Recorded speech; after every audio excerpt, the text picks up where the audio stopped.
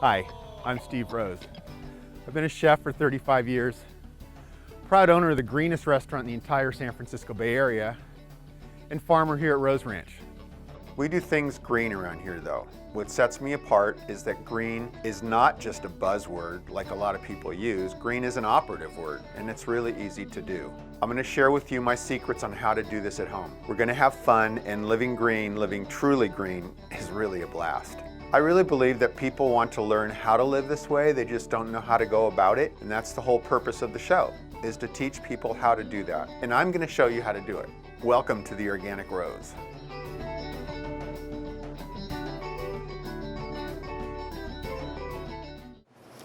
Hi, Mary. Hey, Steve. Thanks for coming over today. Oh, my pleasure.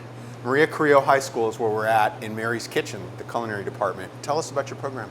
I'm so proud of this program. We have 6 full classes, but it didn't start that way. I've been here 11 years, and it started with one very small class. And about the 3rd year I was here, we got this crazy idea that we thought, we could go out into the community and cater events and raise money for the program that way. That's genius. And so it started with pasta feeds at elementary schools, and now this year we've catered about 40 events, anything from weddings to nonprofits, and it raises money so the students can do other things like competitions. So you're able to supplement the city's budget and the state's budget. I think that's a great idea. And it takes a lot of money if you want to buy good food for the students to be able to cook with. Yeah. And so that's why I started doing it. Yeah. And then you're able to send the students to some of the different competitions, whether that be regional or whether that be state. Tell us about Skills USA. Well, Skills USA, we've been involved in Skills USA for 6 years, but it's an organization that's been around for 50 years. Wow. It's a national leadership program.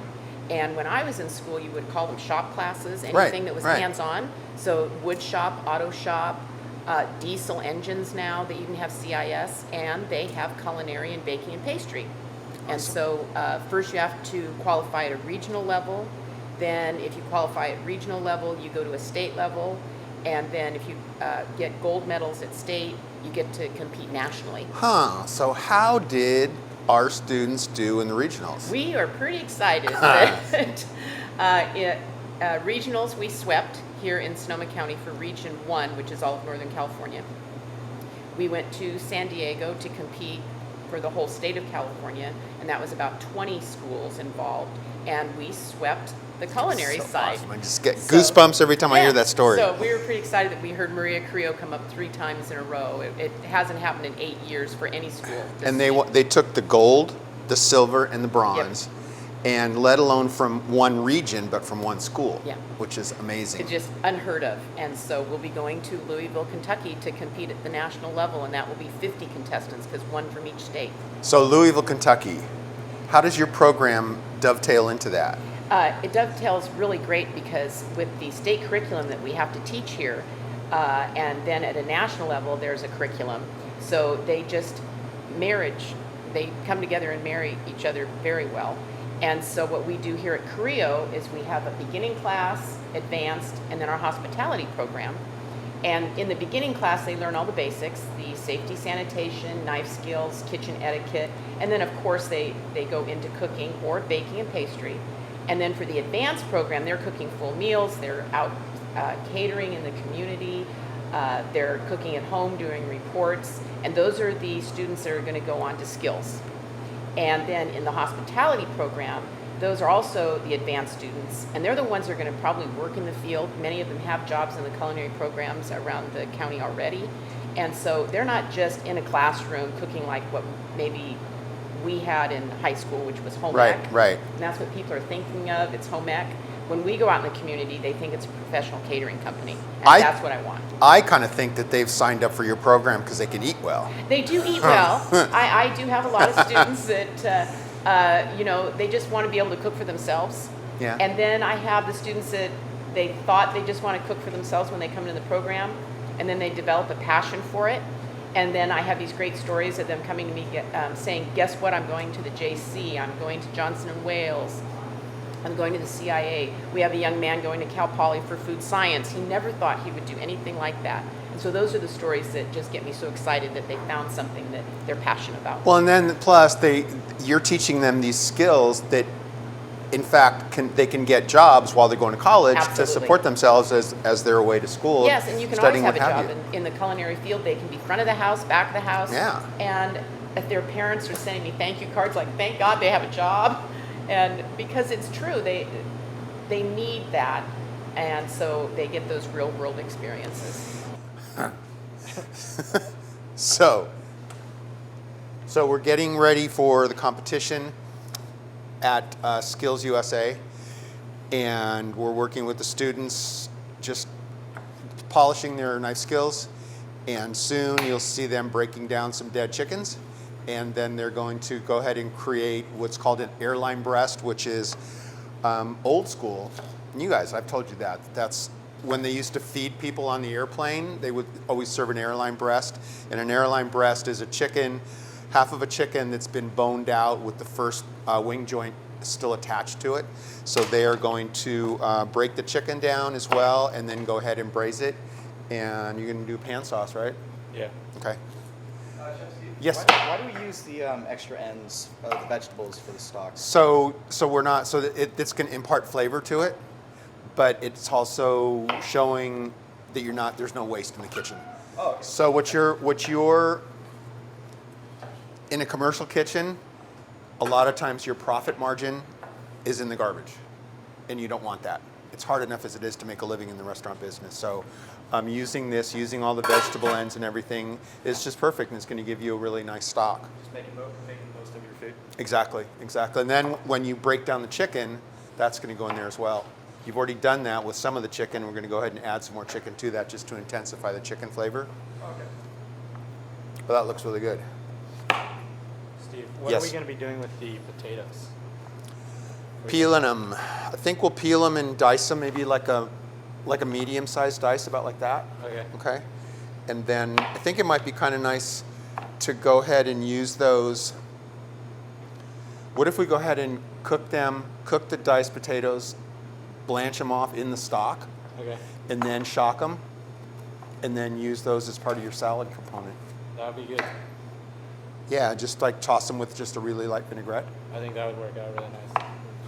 That's what's been really fun too with all of you come over here, is that you've been through this whole process, have been so creative and coming up with different ideas, whether they be a different ethnic slant on the dishes that you're creating, what have you. I mean, it's been really good.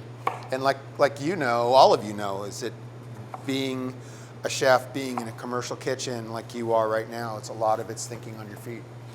Yeah. And Definitely. you've all been really good at that. I noticed that for sure in Skills USA, like during the competition a lot. Because sometimes things don't happen like you Yeah. wish they would happen, right? You just gotta And come all up of a with sudden you've got it, all of a sudden the ice cream maker doesn't work and you're all set to make ice cream, and then you just switch it out and now, it's custard, right? Ice cream is custard. Yeah. So hell, I'll just go ahead and put that custard in the oven and bake it off, and then there you go. But it's like thinking on your feet. Why don't you go ahead and cut some of these, like this stack on the bias, just to give it a little different shape. There was an incident where I was finished with my chicken cuts, and I was cleaning off my station and put it in the fridge to keep it cool, to keep it out of the danger zone. And the rack was not stable inside Already the have some fridge. in there. So when I put the tray of the raw chicken cuts on the rack and I closed the door, the rack collapsed, and miraculously the chicken stayed upright, so it did not fall over and contaminate, which would have taken me out of the competition because I would have had to start over with all of my knife cuts. So that's Falling behind. referred to as the Skills USA Chicken Miracle? Yeah, I could not have been any more lucky. So. Huh. And none of the chefs saw it, huh? I think one of them did, and he was laughing pretty hard at Because he my. noticed that it's just stayed up. Yeah. That's hilarious. Oh, I remember seeing that. That was crazy. Who was it? Tell them about when one of the chefs, when they were doing all the scoring and the judging, and they walked up to one of the other, not one of you guys, but one of the other students in the competition and said, "How did you make your chicken stock taste so much like bouillon?" Oh yeah, he told us that one of the stocks tasted like exactly like they had put a bouillon cube in, and he was like, afterwards he was really questioning us like, I'm really confused how you guys can do that in only like an hour of stock boiling. That's too Yeah, funny. It was funny. Because we joked about that. Oh yeah, smuggle some bouillon cubes in your knife set, right? And somebody actually did that. I'm glad it wasn't you guys. And he probably took a bunch of points off too, I would think. Yeah, he told us that he did. Yeah, Yeah. it's too funny. What are you planning to do after your high school graduation? I plan to attend the JC in the fall, and I am going to be majoring in English, but also I will be taking classes in culinary. So even though I won't be choosing it as my official career pathway, I definitely will have that culinary side to me and continuing on throughout my years before I transfer to 4 years. So. One thing I just love about working with Mary is that you're always learning something new every day. Been here for 4 years, I thought I would know everything at the end of the 2 years, but no, there's always something to learn. And probably the biggest thing that you have to learn from Mary's class is hustle, and to always be working, because there's always something to do in the kitchen, whether it's cleaning or chopping or doing prep work for future catering. So it's been a big help for me in the work business, especially with the restaurants I've been working at the Hilton, at the Nectar restaurant. Just everything translates into real life, and it's taught me a lot of things. So Gentlemen, why don't you both grab a chicken, and part of the competition that we really have to get the time down, because we don't want to waste any of the time, is breaking down this chicken and having it ready to go. So why don't you talk about what we've learned? Yeah. First, you gotta apply gloves. You gotta always stay clean. Next, you gotta have a really sharp knife, because when it's raw chicken, it can be really hard to cut through. So what we usually do is you go back to this side of the chicken, and you see all this fat right here. You want to cut that off. And the fat could be used for the saute pan. It could be used as a good oil. Gives it a lot more flavor when you're searing the chicken. It's called schmaltz in Yiddish. Schmaltz. Schmaltz. Also, they call that in German too. Did they really? Schmaltz. Yeah. And do these chickens have any giblets in them?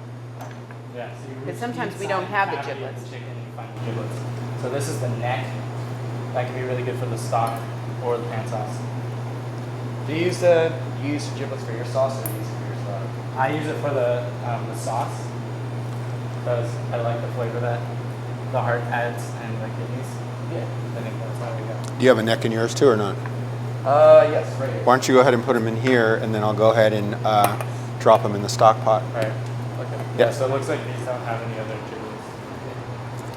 So the next thing I do, since we're only cutting half the chicken, is to cut off the wing. So there's like a little part of bone here. It's the narrowest part, and you cut the fat around it, and you just kind of keep sawing off. Make sure you're cutting away from you instead of towards you. There you go. This is the hazard of cutting yourself. And just one more time, tell us what cut you're doing for the competition that you're starting with right now.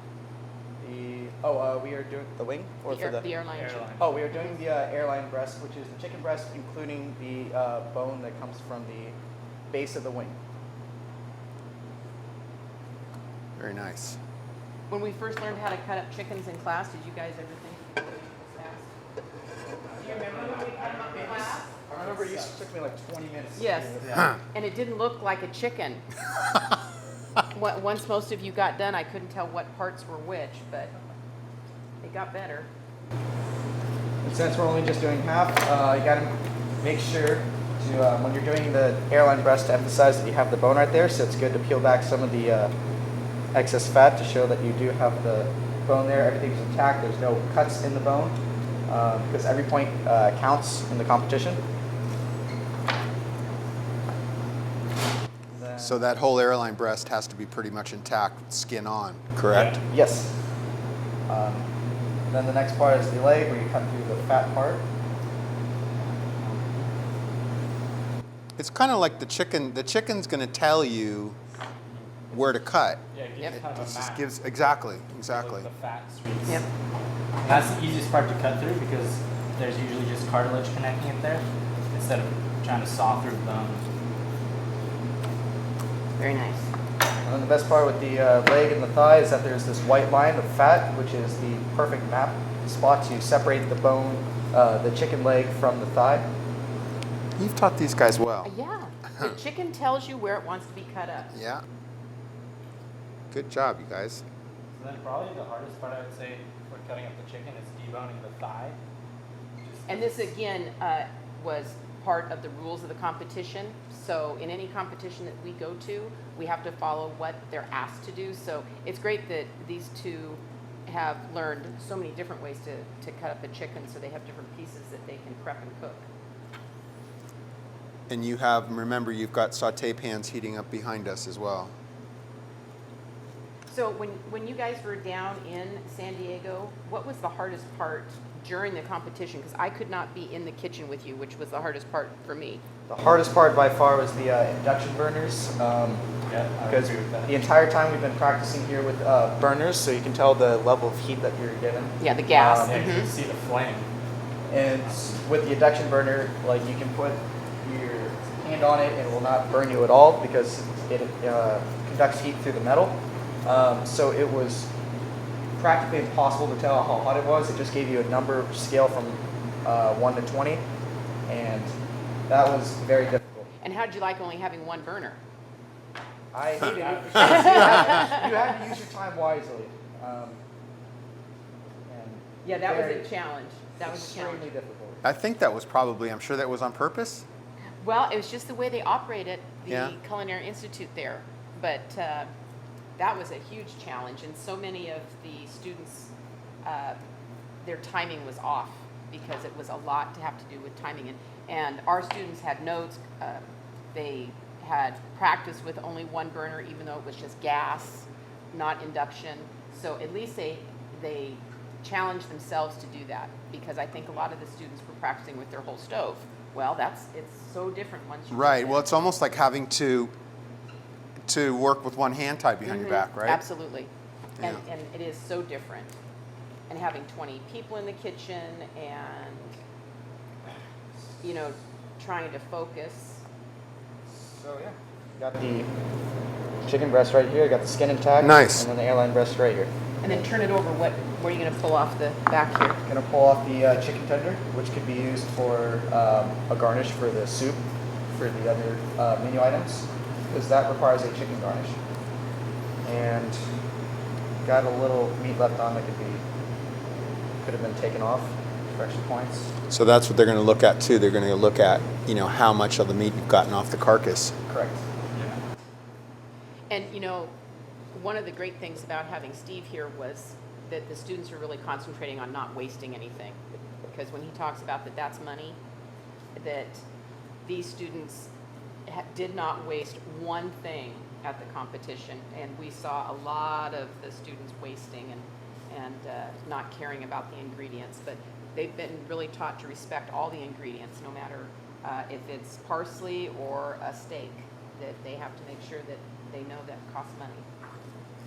And yours is still a little bit frozen, but you're doing a great job. So would you like me to cut the other part or just leave it? Why as don't we it just is? leave that Leave that, part yeah. for Let's now? go ahead and season, get your airline breast ready to go in the pan, Okay. and let's get that nicely seared. And then I think I'm going to move away so that the two of you have more room at the stove, kind of Yeah. tight. And I'm gonna watch from over at the corner. So 'Cause I kosher think salt. You two have these Yes. down. And Nice job. I keep the seasoning in separate cups because at state you have to really emphasize by preventing cross contamination. You have to really emphasize your safety and sanitation. So this stuff with the boxes and the containers right here. If I used the glove with a lot of chicken on it, it will completely contaminate the container itself and waste a lot of money because now you would have to toss it. So just to avoid all of that, I just simply use a separate cup that is disposable, and you will not have to worry about contaminating anything, any of the containers. And you saw that happen actually a little bit in San Diego, right? I mean, there was some of that contamination going on for students that didn't really know. Yeah, and some people with their station, they had the chicken and the vegetables on the same exact side of the table. And I was just dying because I was behind a glass and they couldn't hear me. They weren't looking at me. And to see some of the other students that weren't my students, I didn't know their name. They're just numbers down there. They're just numbers. And I just want, as a teacher, just wanting to go in saying you're going to poison somebody was just Can I get the butter first? nerve-wracking. There you go. I'll bet. Okay, so I'm gonna move out of the way because otherwise you're not gonna be able to use the stove here. Okay. And the stock's looking good. Mix are you using? Using half olive oil and half vegetable oil. Okay. Keeps it nice and hot. So kind of 50-50? Yes. Okay. Okay, we're gonna get ready to put those chickens in here. Pat. Whoa!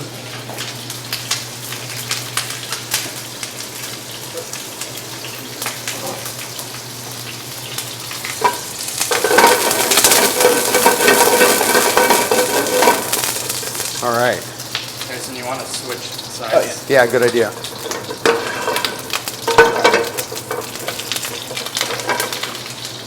All right. Looking hot enough. So now the fun part. Oh, sorry. Go back. And then go ahead and drop it in. All right. Go back one more time. Wait, what? Away. Yeah. Okay. Harrison, go like turn this way so you can see you bring. Oh, that's okay. What did you learn from Steve from these weeks of him coming? What's the one thing that was most important? Being able to multitask, because prior I did not, I would always cook my chicken first and then do my pan sauce afterwards, which ate up a lot of time and I didn't finish on time last year. So this year he taught me to saute my vegetables, get my sauce started while my chicken was cooking. So that way once my chicken was done, all I had to do was just reduce it further. And it really did help me a lot. So Florian, what would you say? Probably was leave the major covers off benefit so we can of get some Steve more coming footage on the coaching? GoPro. I think he always just added a lot of creativity to my dishes, and I think with the plating he helped me a lot. Like just trying out new ideas and always just seeing what works best. And also a major thing was the whole waste thing, that you can really use every and any part of the Yep. vegetable Yep. for a certain aspect of the dish, and that was really important. Yeah, that was awesome. You guys learned really well, and it's just been an honor to work with the students and with you, of course. Oh, it's been great. I've learned some. I'm stealing all of your ideas and Go saying for that it. I thought of them. So Awesome. there you go. Beautiful. And Florian's is much darker than mine. That's what I want to get my color at. So usually you can judge the color of the sauce by searing it off as well as you can. But right here, what I can do is towards the end, I can actually kind of get it a little darker by making it as reduced as possible, and then I can bring the color back by adding more stock. Good job. What I did a little bit, I cooked the onions, I think, a little bit longer, and I think that added to the color, the darker color. Yeah. Harrison, are you going to use any of the giblets, or can I go for it? Oh, go for it, all you. And you know what set you guys apart too was that you knew exactly what the game plan was and how you were going to play. All the plating was different. Yours was absolutely beautiful. And some of the students were figuring it out as they went. But I was really proud that you guys had a plan, you stuck to the plan, you didn't waver, and it just first, second, and third. Well, that's what yeah, you can't get much better than that. Goosebumps, once again. You know what the Hawaiians call goosebumps? Chicken skin. Speaking of chicken. So, again, Mary, thank you so much for You're including very me in welcome. part of Thank your you. program, and hopefully you'll put up with me in the future, Absolutely. and we'll just work together as a team with these students, and they're amazing. They're the best in the state, and they're going to be the best in the country. So. Yeah, and we're missing a couple of the students that were part of our team. Oh, but that one here's- 6'5" guy with the Yes. four, Well, size he 14 shoes. He didn't fit in the shoe. But this was the team that I took to San Diego. They made me very proud the way that they supported each other. They cooked together. They played together. They left San Diego in one piece, almost. But it was awesome to have all of them supporting each other. And we just really want to congratulate Harrison and give him a really good send-off. Well done.